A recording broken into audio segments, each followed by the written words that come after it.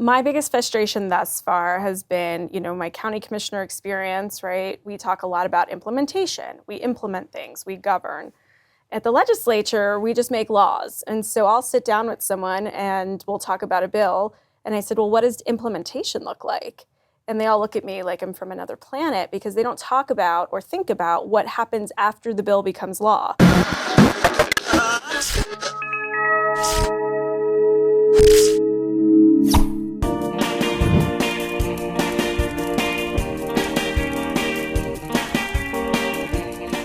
So the worst 120 days a year, no, it's not the Rocky season, it's the legislative session.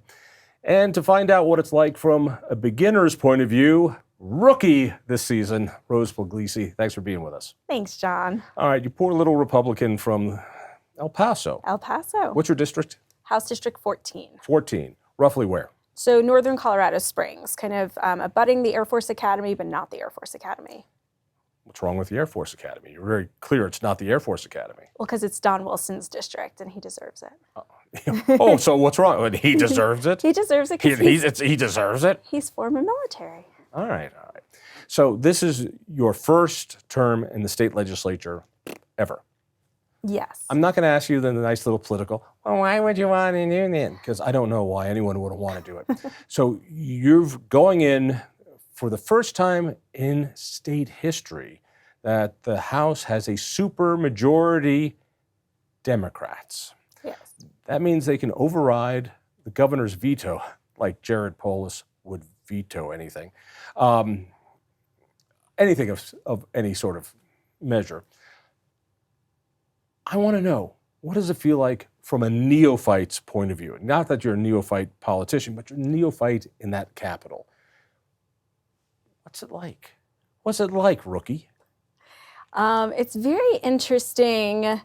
My biggest frustration thus far has been, my county commissioner experience, right? We talk a lot about implementation. We implement things, we govern.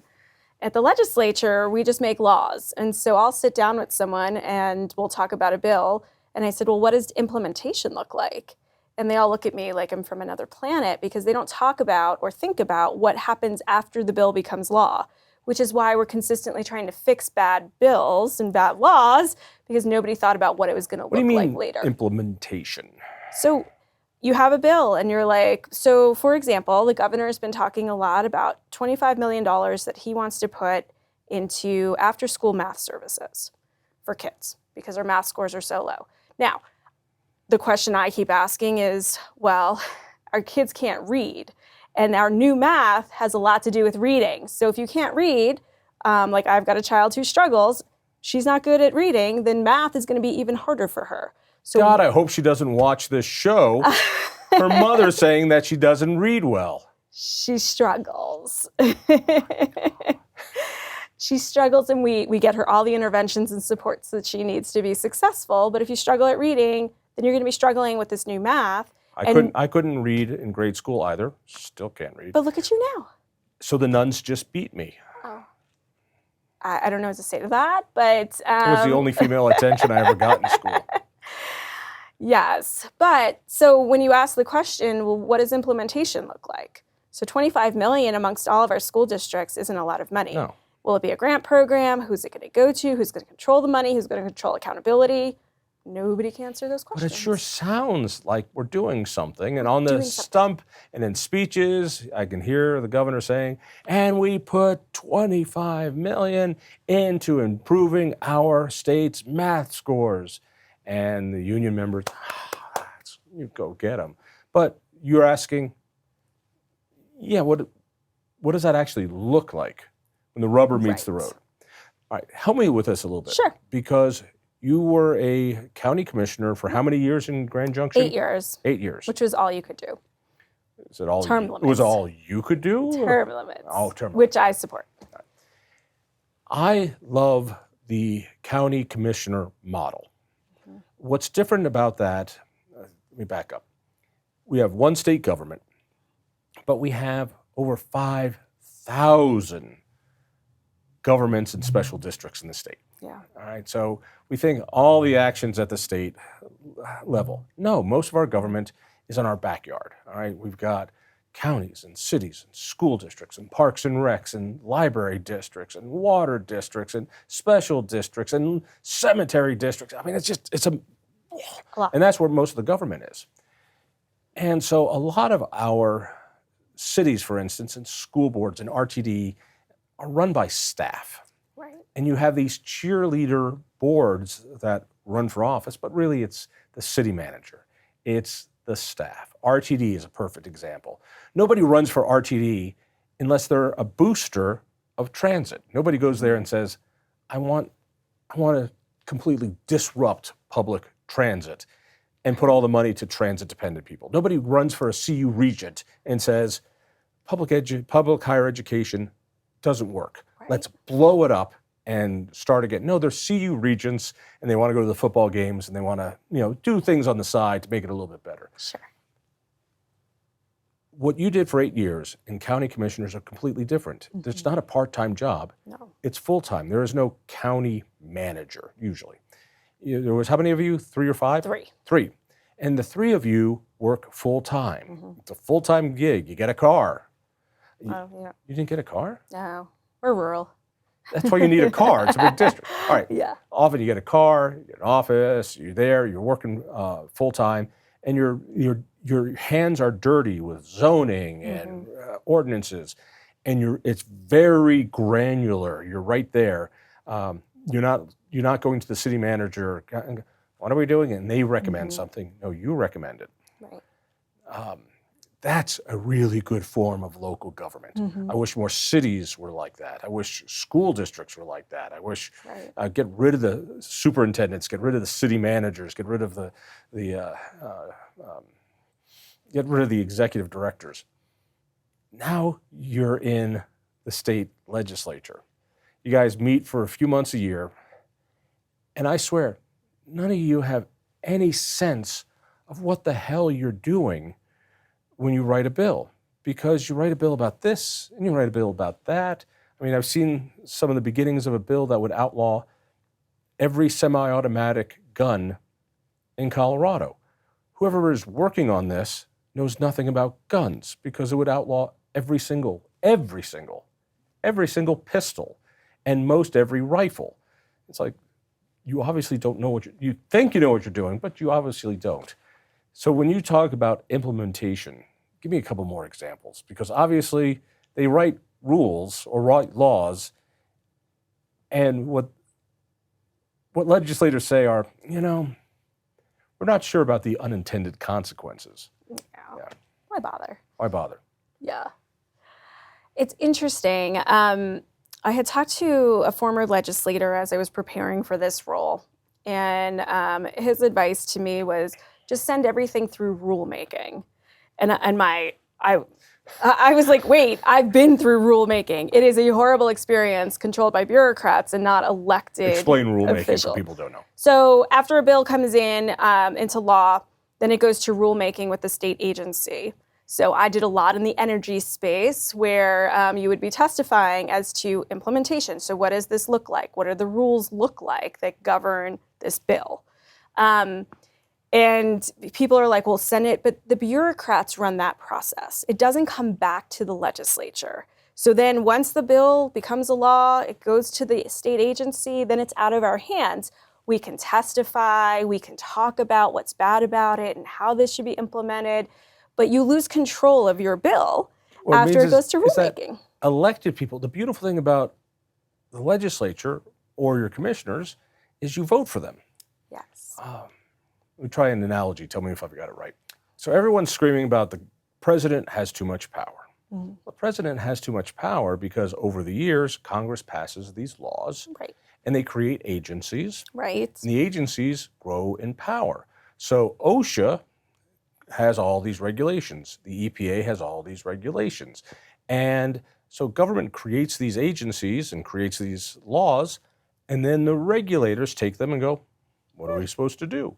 And they create all these rules. They're not laws, they're rules. Not laws. And the rules get created by bureaucrats. Right. Who chooses the bureaucrats? The president. Yep. Or the governor. Or the governor. And over time it grows and grows and grows. Exactly. People are angry about their Excel bills. This is what's so hysterical right That's now right. is everyone's complaining about their energy bill. Well, how to put this? Elections have consequences. So Yes. after I think it was about 2007, when under Ritter, the PUC changed its mission from the PUC's job was to keep energy at the lowest cost. That was their mission. And then they changed it to a fuzzy, we want to have sustainable this and beautiful rainbows and this at a reasonable cost. Right. And then all of a sudden Excel and everybody else could start doing all these wonderful projects. Right. And the PUC's job was rubber stamping it. Well, over the years, now we're starting to pay for it. It takes years. Right. And that is all in, a lot of it's just in rulemaking. Right. And who puts the people on the PUC? The governor. The governor. That's right. And that has nothing to do with you, a legislator. It has to do with rules. That's right. Yeah. So people should really watch out for that. And I tell legislators, especially new legislators, because there are more freshman legislators than returning in the House on both sides, I think. And so we talk a lot. I have these freshman trainings every week where we talk about, how do we work on bills and what do we need to look at? Who's training the freshmen? Some of the returning are helping me with our experiences going through the legislative process. How many of you are there? Freshmen? No, Republicans. 19. My God. There are 65 House members, and there's only 19 Republicans. 19 to 46. But we can still get good work done for the people. Really? I feel like we can. Really? Why don't we go with that as a shrink would say? Please, why don't we go with that? And exactly how will we be doing good things for the people, the 19 of you, in a supermajority of progressives? There are definitely some issues, especially around children and families, I found in my experiences, that we can get bipartisan support on bills. And so, which is not necessary. It's not necessary, but also helpful if we're all talking about this is what's good for kids and families in Colorado, regardless of what party you're from. I know it sounds idealistic. Let's dive into that, shall we? Okay. Well, if you want to be on the couch, we can do that. Let's dive into that. Why is that a good thing? That we take care of children and family in Colorado? No. Why is that a good thing? It has bipartisan support. I think because the Democrats can do it or not do it, and you cute little 19, it really doesn't matter, does it? Well, it does for some serious legislators who are there to actually do some things. Now, is it going to help with the next step of reproductive rights, which is coming, or gun control bills? No, I doubt we'll see any bipartisan support. I actually think you'll see Republicans being incredibly unified around those issues, which are important to us and our principles. I think all that's good. But there are a couple of areas that do overlap where we all do come together. All right, but I'm asking you, why is that important? Why do I care? Well, I mean, I think if we are really going to be doing some things that are good for Coloradans and we can come together around it, why wouldn't we do it? All right, so it's good because why not? Because why not? All right. I'll go with it. Yeah, why not? Sure. That's good. But I'm going back to my high school years. I think it was like Bill Murray's first movie was called Meatballs, and it was about a bad... I saw that. Yeah, and he was like the guy in charge of a really poor summer camp. And finally, at one point, he just goes, because it just doesn't matter. It just doesn't matter. The rich kids are going to get all the good-looking girls because it just doesn't matter. And in the same way, if there was ever a time for Republicans, how to put it, it just doesn't matter. So you got nothing to lose. Exactly. Yeah. And we can do some good work. I mean, I've gotten a couple of bills that have passed unanimously out of committee. They're good for children. They're good for families. This one that just passed recently is good for businesses and children and families. And which one was that? That's my child care contribution tax credit. Oh, damn it, with the kids and kids. Keeping kids safe and allowing people to go to work is generally a good thing. It's a good conservative principle. What does it do? We already have the child care tax credit. It's just continuing that because it was due to expire. And it just allows contributions to foster care providers or to child care facilities. And that's helpful for businesses so that parents can drop their kids off and go to work. Is there a sense of relief amongst Republicans right now that they can just sit on the sideline and shoot rubber bands because there's nothing they can stop? It really doesn't matter if they put up a principled fight or they're a useless appendage in the House. Well, I don't think of myself as a useless appendage, and I don't think the 19 of us think that. I think we're all here. We were sent by our constituents to do good work. The governor once said to me, well, Rose, I have a mandate. Well, I have a mandate too for my people. I have the largest churches in my district and the largest charter schools. And I understand my district and what I need to do to advocate for them. And I will continue to advocate for them because I think it's important. That is adorable. Thank you.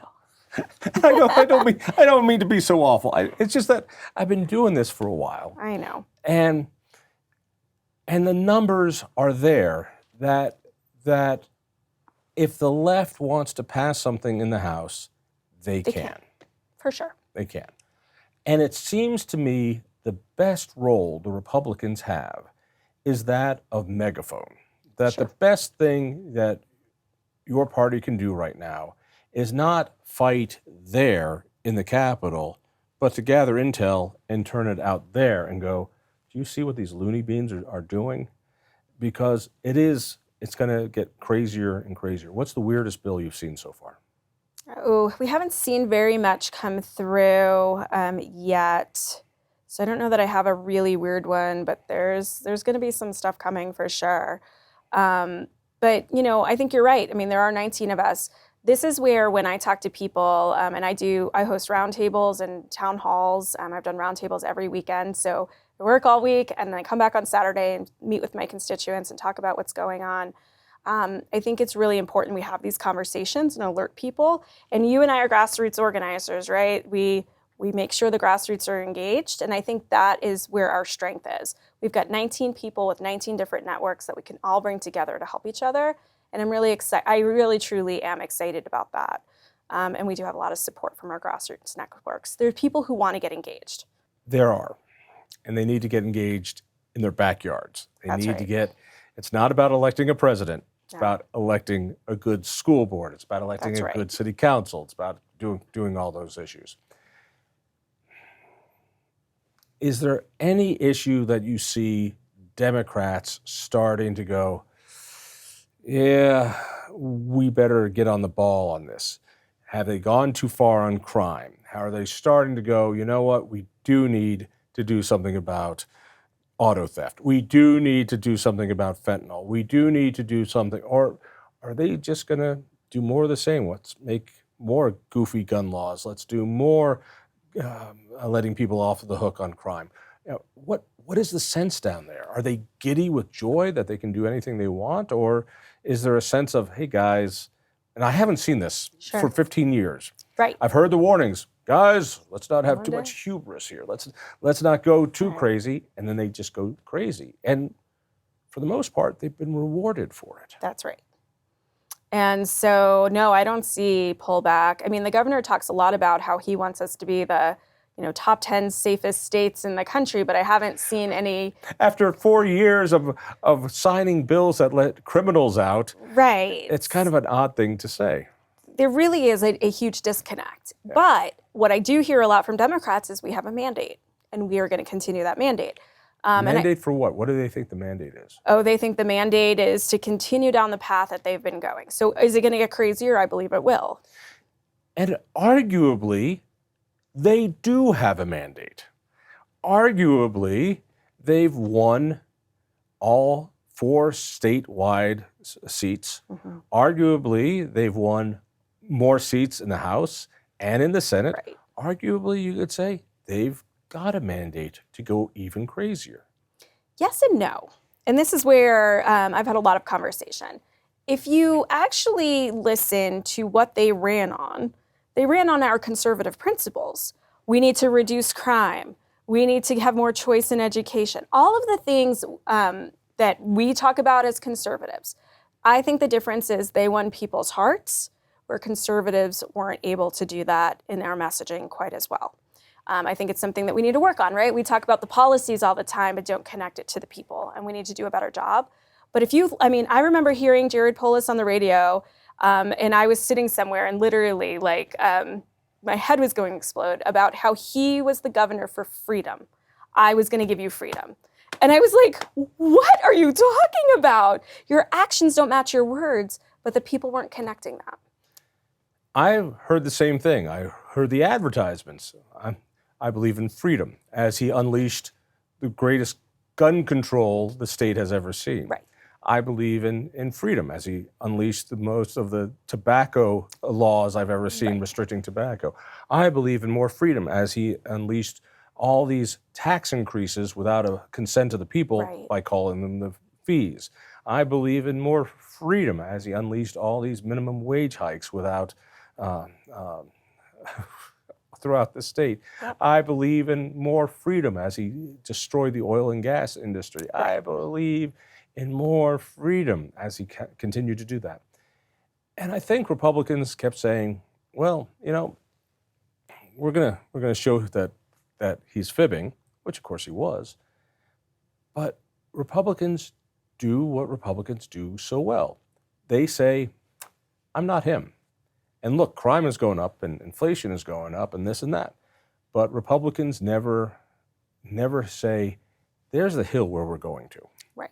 Here's what's going to happen when we unleash the power of the individual. Here's why people deserve a right to have a say in their taxation. Mm-hmm. Here's why, when we're in charge, mothers and fathers need to have a say in the education of their kids. Here's why your life will be better when we get inflation under control. Right. Here's why you will be better off. Mm-hmm. Here's why we're going to fix crime. And it's not just a reaction, not them, but we're going over here. And it's always been the issue for conservatives, always been the issue. Absolutely. And we need to maybe not do what we've always done and look at something different. I mean, we have the most crime, someone was telling me, right at the Capitol. Yep. And so I was like, so the governor wants us to be one of the top 10 safest states in the country, but can't keep his backyard right outside of his office window safe. What are we doing? And when the George Floyd riots happened, he let the Capitol be overrun and vandalized. Right. And statues be destroyed. All right. It's frustrating. It is. But at the end of the day, they have a mandate. But you're right. And the other part of it was they advertised their taxpayer bill of rights refunds as if they invented them. And they signed the checks and they sent them out. Here's $750. Just in time because you need them. Right. And of course... Or I need them for my reelection. I mean, however you want to spin it. Here's a little letter. We're going to do that. And right away are the bills to take away forever your TABOR refunds. Right. Now, I got to wonder how the governor is going to swim this one, because they all wrap themselves around the TABOR refunds, even though they all tried to take away the TABOR refunds just a couple years before with Ref CC. Right. And now there's a bill that they're going to try to take them away again without voter consent. And hopefully you'll do your best to sound the alarms. That's right. But it really is how they on one side can do this, on the other side can do that. They want to get away from it. They have a media here that's pretty anemic, and then we might not hear about it. No, absolutely. And I don't know that they're going to do some things without voter approval, but I do think, maybe you've heard, hopefully your viewers will hear that there is a bill that they're going to introduce, hasn't been introduced yet, for the kids to take away TABOR refunds pretty much indefinitely to fund education.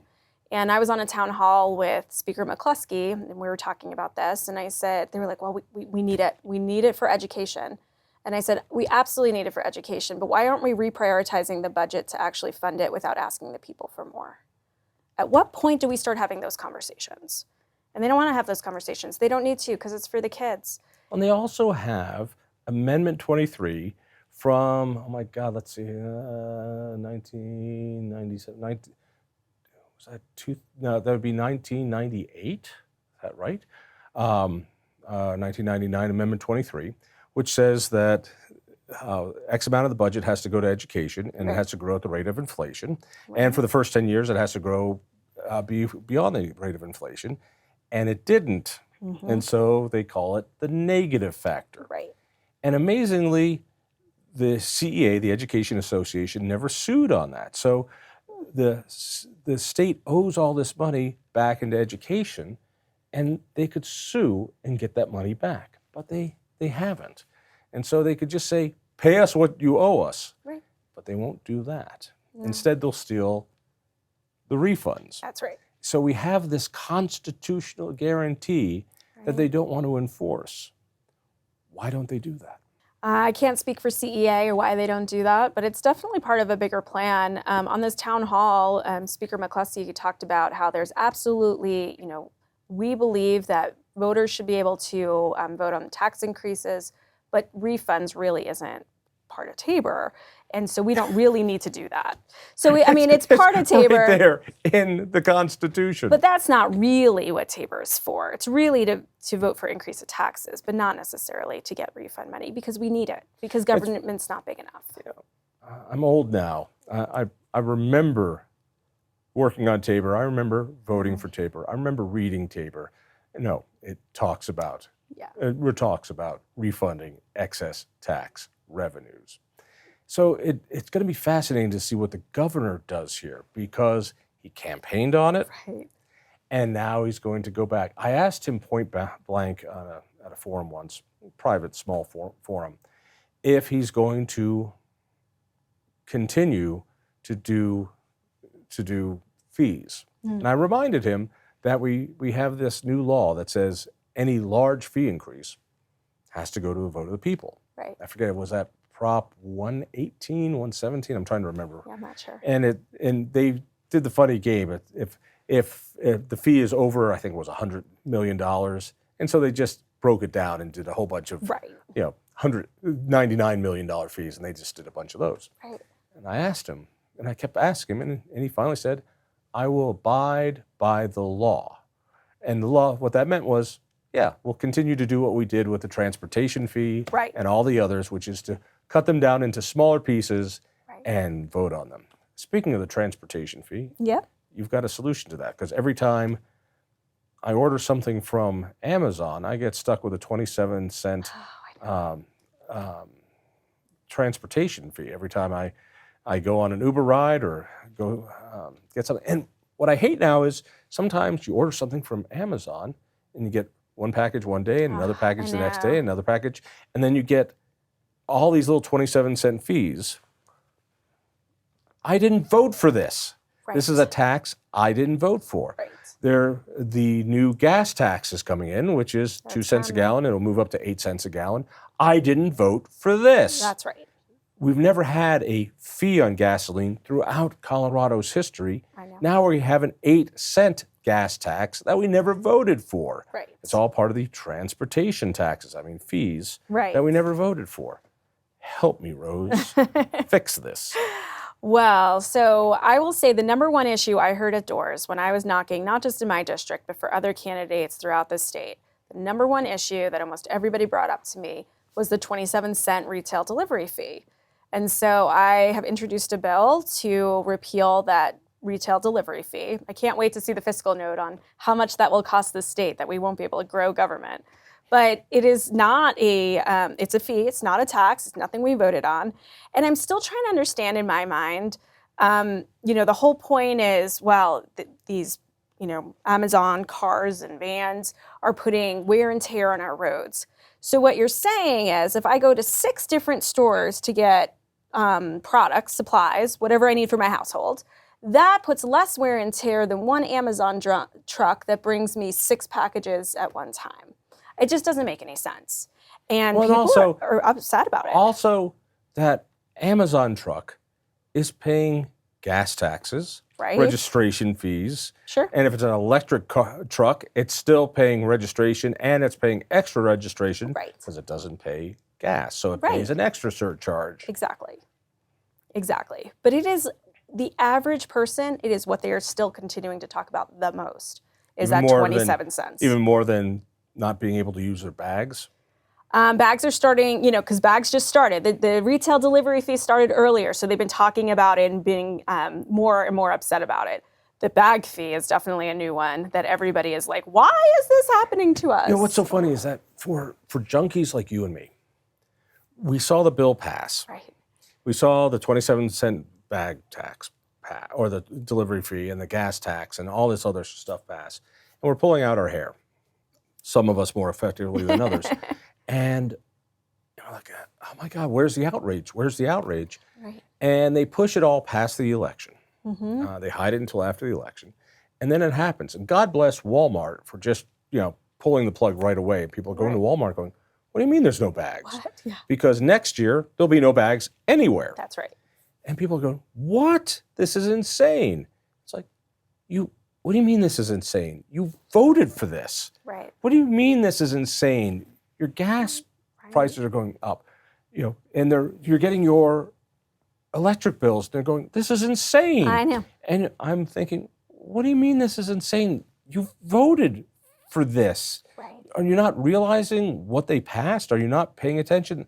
And they stole my car, and there's needles everywhere. And you're going, There's you no connection. voted for this. Did you not see the bill that made it a misdemeanor to steal cars? And more insultingly, made it a misdemeanor to steal poor people's cars. That's right. And if you're a rich guy, well, that's a higher crime because, we rich guys, we're more important than you people. And it's like, what?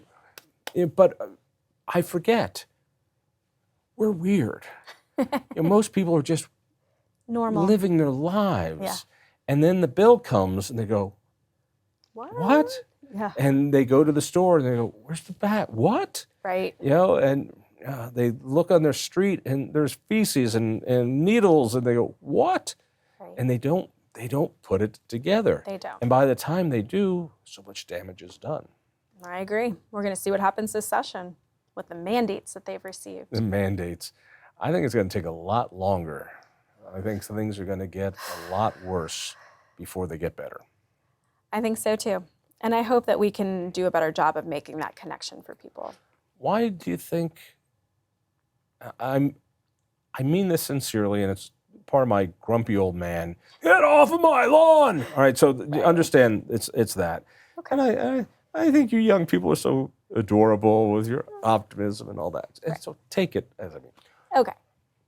So for all these years that Republicans continue to fail and continue to say the same things and continue to fail and continue to say the same things, why do you think, rookie, that now it's going to be different? The same question I keep hearing now for decades, which is, well, we need to make this new case, and it's going to be different. And so, what exactly is going to be different? I don't know that I have a great answer today, but I know that there are a group of very smart people who are coming together, especially new legislators. We've got some really amazing legislators, especially in our freshman class, returning as well, but especially in our freshman class. They kind of have a new perspective to bring to our party. I've never heard that one before. So that's what I'm saying. I don't know today that I can say this is how we're going to do it. But I do think we have seen what doesn't work, and we're not incredibly excited to recreate that in the future. So hopefully we can do a better job of talking to people and really engaging people. But again, I go back to my grassroots network. I mean, just getting people really energized. I would really love to see, and I'm kind of struggling to see how we do this, but with our national popular vote repeal movement to save the Electoral College, where we all came together, Republicans, Democrats, unaffiliated, all came together for a common cause and did good work. if we could just recreate that, I think that our party could be a lot stronger. I think we can get our message out a lot better. But it takes a lot of people coming together. So we'll see how that goes. I know it's my perpetual optimism. Yes? Yes, yeah. Oh, yeah. How did that effort go? The effort itself went amazingly. I mean, if you think about it, I know, people are like, well, you lost at the ballot box. Oh, that's what you're trying to get that's what to. I'm saying. But the how we got to the ballot box was pretty amazing. It was. I will give you that. Yes. I will give you So that. I think people look at the end result and forget how much work and unification happened, how many people were out. I mean, those grassroots activists, we had so many people engaged on an issue that was so important for Colorado. And we made a stand. They weren't expecting that. They weren't expecting the pushback and the fight back. And at the end, yes, we lost. And I will forever be disappointed. I'm sure you will too, because you put a lot of great effort into that. But not nearly the same amount that you did. You were more than a cheerleader on trying to stop the national popular vote here in Colorado. It was amazing to watch you do your thing. Well, thank you. I'm not trying to be a negative Nancy. That's not what I'm doing. All right. And that's the frustrating part. I believe in order for sanity to come back to Colorado, we need to embrace reality. And part of embracing reality is to take a real inventory of what we have here. And I don't think we have. I don't think we have taken, I don't think we've realized that we are now a West Coast state. Right. I don't think we quite have realized that the left has changed the laws in Colorado that have given them an incredible electoral advantage. What I mean by that is they have put in all mail-in ballots. Not that that's crooked, but it works to their advantage because they know how to work the system and legally harvest ballots, that they know how to do same-day voter drives. It's why they put in, by law, voting centers on every college campus, by law. Right. It's funny that they don't put mandatory voting centers in every police station. Go figure. They understand this. They've built systems that are self-perpetuating. And it is going to take a lot more until we realize what the reality is here. And that, I believe, sadly, the Republican Party is going to be a regional party for a long time. Your district will be a Republican Party for many years to come. Jefferson County, I don't know. Douglas County, which was a hardcore Republican, I don't know. Arapahoe County, which was so hardcore Republican, no. Right. Elbert County, which was ridiculously hardcore, is beginning to change. We need to understand what these dynamics are and understand that Colorado is, and for the next decade, 2 decades, will be a very pro-choice, very pro-gay, very pro-weed state. And that's going to change. That's not going to change. And that Republicans who want to fight that are only adding to the defeat of republicanism.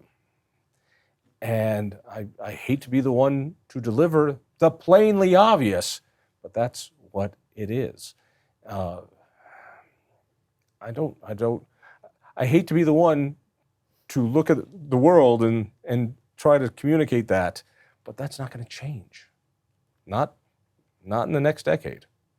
And so we've got to take that reality and resculpt it to a message that is different. And I don't know if the Republican Party, not the party, but conservatives. Right. I don't know if conservatives have it in them yet. And I think the challenge is big. I agree. And thanks for crushing my rose-colored glasses. I really appreciate that. It's my pleasure. Yes. You're the one down there. We are down there, and we're working really hard. But, I do think that we definitely have to take inventory and stock of where we are as a party and see how we can create a path to move forward. That work is still being done. How long will it take for you to be as, how to put it, cynical and awful as me? I don't know. We'll have to see. See, and the thing is, I am actually really optimistic. You are optimistic. I really am optimistic. But in order to get to where we need to go, all right, here's the inventory. Right. You can't go into battle until you go and look at your supply depot and go, how much ammunition do we have? That's right. 3 bullets and a broken hand grenade. All right, that's not going to work, guys. Right. And that's really what we have. Yep. Unfortunately, we have you down there. Well, thank you. We'll see. It's going to be a long road, for sure. If you had to do it over, would you still run? Depends on the day. How about today? Depends on the day. No, I truly believe that we are put where we're supposed to be to do the work that we need to do. And I believe that I'm meant to be here, that the 19 of us are meant to be together, for better or for worse. And really, is this some sort of commune? Is this like a group marriage? No, it's not a group marriage. It's like a swingers club? What is this? No, I just think we're all chosen to be here for a reason, and that we were chosen to be together at this time for a reason. Are your talents best exploited being in the super minority compared to being a county commissioner or a city council or an activist? I know this has been your passion. I know it's always been your passion. I just really, truly want to help people. And I remember my first campaign, and they said, well, why do you want to be county commissioner? Well, I truly want to serve. And a friend of mine came and took me on the side, was like, everybody wants to serve. Why are you here? And I'm here because I do think I have a lot to offer and a lot of good perspective. I mean, there's 5 local government officials between the House and the Senate on the Republican side. I'd have to look and see on the Democrat side, there's not that many, but that were county commissioners. We have a former assessor who can bring a different perspective, talk about implementation, make bills hopefully a little bit better. And there's going to be some things that we're going to fight, and we're going to fight hard all together. And so I'm excited to see what it looks like. Let me offer this.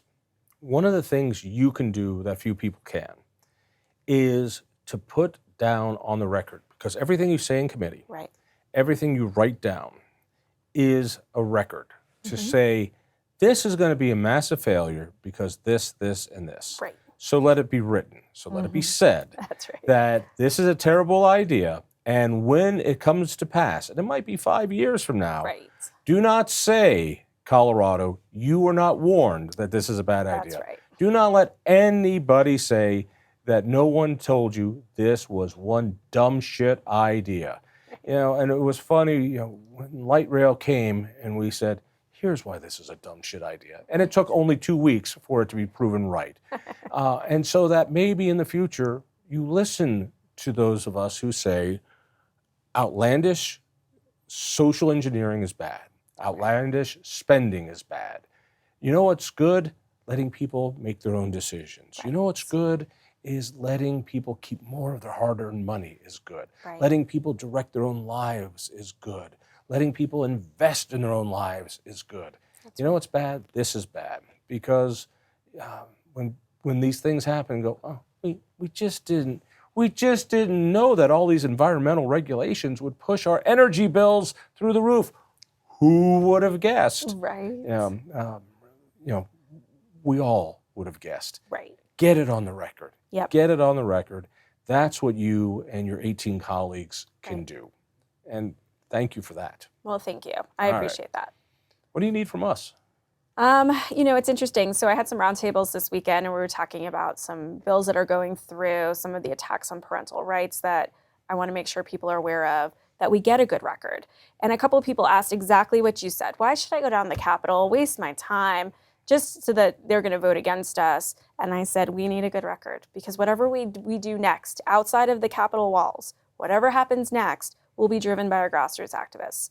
And we really, truly need them to be engaged. And that's where I believe people like you, John, can help us get the message out. Hey, this is where we need a good record. And this is our plan, at least for now, going forward.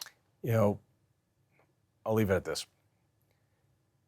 Those awful rulemaking things, when someone testifies, it goes into the record. When people come out en masse, it goes into the record. And it has to be read into the record. That's right. And it gets there, and the bureaucrats, by law, have to consider it. And I have seen in education, I've seen in all sorts of areas where those people who participate have changed the course of bad policy. That's true. And we all get depressed. But you know what always helps depression? Scotch. Good scotch. It's good to know. Rose, thanks for everything. Thank you so much, John. If you enjoyed that conversation, by all means, click one of these other great programs. We have the best conversations with the most fascinating Coloradans. And subscribe to our channel. Just click down below and hit that little bell button too. You don't want to miss a single show.